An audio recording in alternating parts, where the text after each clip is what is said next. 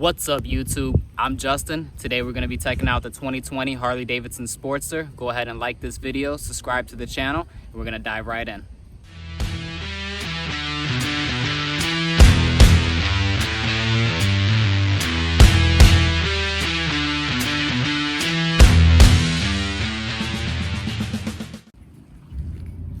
Alrighty, so this is the 2020 Harley Davidson Sportster 1200. It's in a blue color. I think it's like a blizzard blue or something like that. It's a pretty nice color. Looks better in person. It's got the black mag wheels. Everything's all blacked out. The front fairing here. Really good looking bike. I really like the mini apes that are on it. Pretty good tires. There's so many different variations of the Sportster that you really can't go wrong. I've had this bike about 2 months now. Put about 900 miles on it. Has close to 2,000 miles now. And I really enjoy it. It has a 3.3 gallon fuel tank. Of course, it's belt driven because it's one of the newer models. It's fuel injected. It's just a blast to ride. So when we look at the gauge cluster here, it has a couple features that I really like about it. Things that aren't really told to you, but if you use this button on the handlebar here, you can flip through these options. So you can see the mileage, trip A, trip B. You can see the time. You can see what gear you're in, how many RPMs you're using. So that's a really cool feature. Over here you got your standard stuff. Hazards, start, kill switch, on. Hear that fuel pump come on. Comes right on.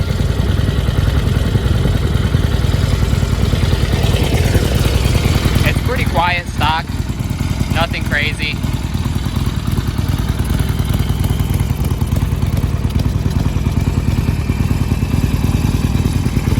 Thinking about putting some pipes on it in the future just to get it a little bit louder.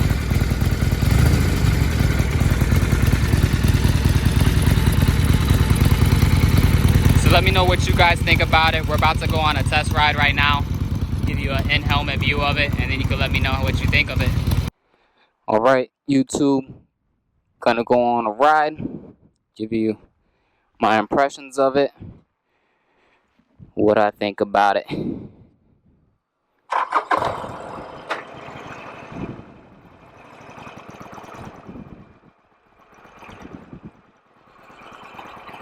Going on a trip in our favorite rocket ship.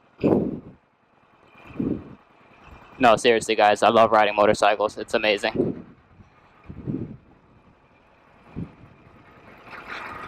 Alrighty, so we're on the Iron 1200.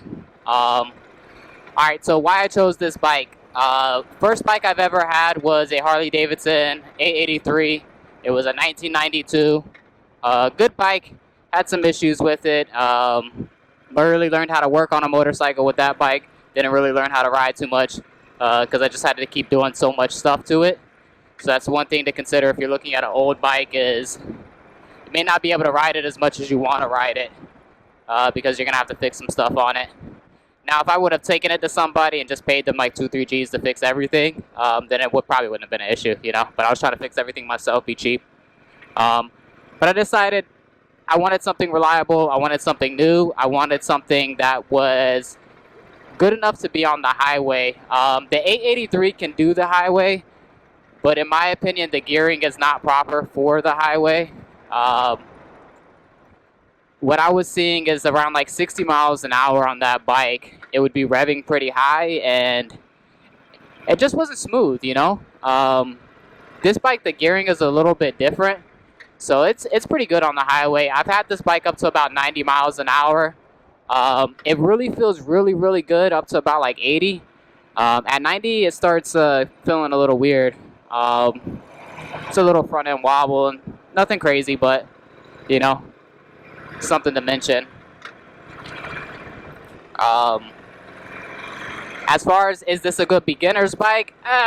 I don't know if a Sportster is honestly really a good beginner's bike. It's a little heavy. The first one that I had, I dropped it a few times, man. My third ride out, I dropped it in a corner. Ended up messing my hands up pretty bad. I didn't have gloves on. Ended up getting some road rash on my arm.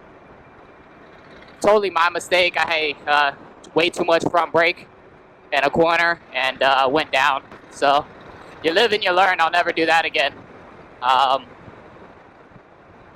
Yeah, I mean the A83, just the power. It's a great bike. Like, don't get me wrong. It's an amazing motorcycle. Just for me, like you guys see, it's 55 miles, just like here on a local street in the back of the country, close to where I live. On the highway, the speed limits are 70 miles an hour. So that means everybody's going 80, 85. So yeah, I'm trying to keep up with them, if not go a little bit faster to keep my space. If you guys are getting any wind noise right now, I apologize. I'm still getting used to this moto vlogging thing in the helmet. I got a nice little mic set up in here, using the GoPro on the front.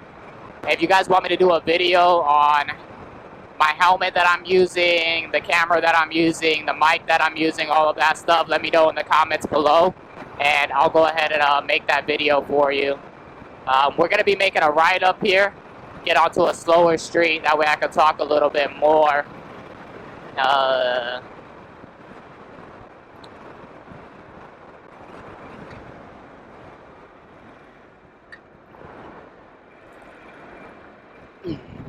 If you want a Harley Davidson, like, I wouldn't recommend really starting off on the street. I mean, it's up to you. The streets are pretty cool too. I was looking at the Street Rod 750 as well.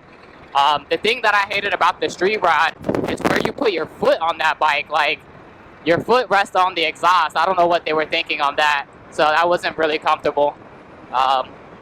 This is really comfortable, honestly.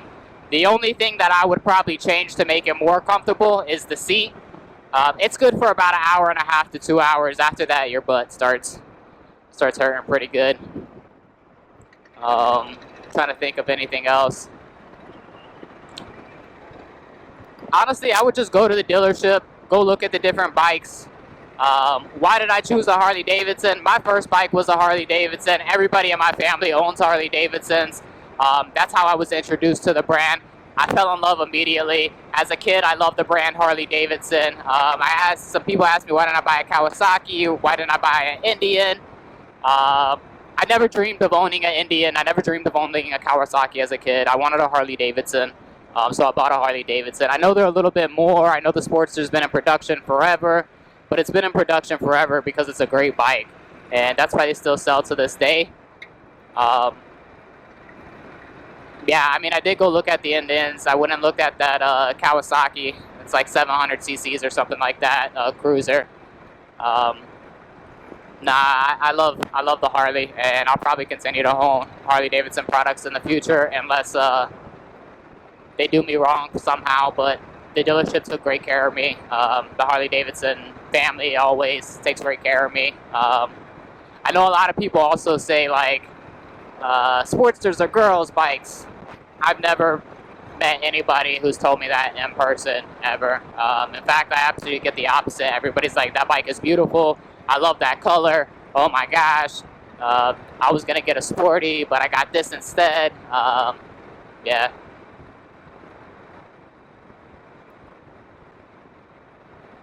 Dong dong dong dong dong dong dong dong dong dong dong dong dong dong dong dong dong dong dong dong.